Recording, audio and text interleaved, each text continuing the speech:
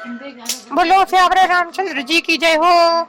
ये पाक नहीं जन जाने का जो न चामय माने देखी रोगों वृत्ति में सारी बड़ी बार लगी रहे हरी लक्षण था तो बिलो की बुलाने हृदय मारक नहीं प्रकट पखाने। उसके रूप को देखकर मुनि वैराग्य भूल गए और बड़ी देर तक उसकी ओर देखते ही रह गए। उसके लक्षण देखकर मुनि अपने आप को भी भूल गए और हृदय में हर्षित हुए, पर प्रकट रूप में उन लक्षणों को नहीं कहा।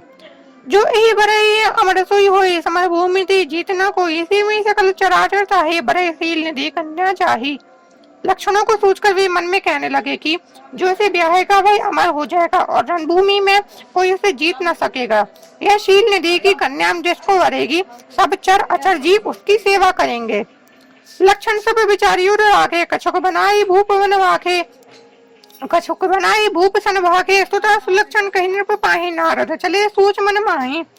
सब लक्षणों को विचार कर मुनि ने अपने हृदय में रख लिया और राजा से कुछ अपनी और से बनाकर कह दिया। राजा से लड़की की सुलक्षण कहकर नारद जी चल दिए, पर उनके मन में यह चिंता थी कि करो जाई सोई जतन विचारे जे प्रकार मोहि बड़े कुमारी जब तक कछु न होई ते काला हे विधि मिले कवन मिटी वाला। मैं जाकर सोच विचार कर अब वही उपाय करूं जिससे यह कन्या मुझे ही वरे। इस समय जब तक से तो कुछ हो नहीं सकता। हे विधाता मुझे यह कन्या किस तरह मिलेगी। ये कृपा करें जन जाने का प्रचुर चाहे वाणी चाहे परम शोभा रूप विशाल जो बिलू की जय तब मैं ले जाए जयमाल। इस समय तो बड़ी भारी शोभा और विशाल सुंदर रूप चाहिए जिसे देखकर राजकुमारी मुझ पर रीझ जाए और तब जयमाल मेरे गले में डाल दे। ये कृपा कर जाने का रुचि चाहे वाली हरी मांगो सुंदरताई हो जाते गहरोती भाई मोह ताड़ी समने को ये अफसर साहिर सुई हो। एक काम करो कि भगवान से सुंदरता मांगो, पर भाई उनके पास जाने में तो बहुत देर हो जाएगी, किंतु श्री हरि के समान मेरा हितो भी कोई नहीं है, इसलिए समय वे ही मेरे सहायक हों।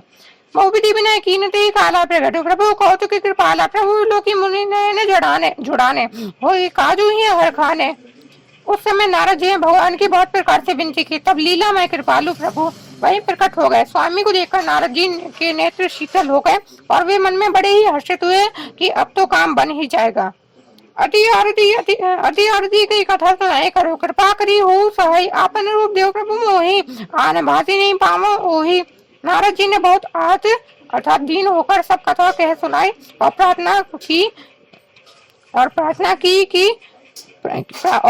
की प्रभु की कृपा कीजिए और कृपा करके मेरे सहायक बनिए। हे प्रभु आप अपना रूप मुझको दीजिए और किसी प्रकार मैं उस राजकन्या को नहीं पा सकता।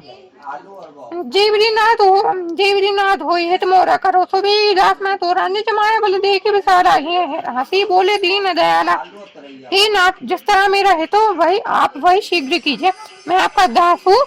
अपनी माया का विशाल बल देख दीन दयालु भगवान मन ही मन हंसकर बोले ये कृपा करें चल जाने का चलना चाह रहे वाले जीवरी हुई परमित नारद सुनो तुम्हार सोई हम करम न आन कछु वचन न रखा हमार।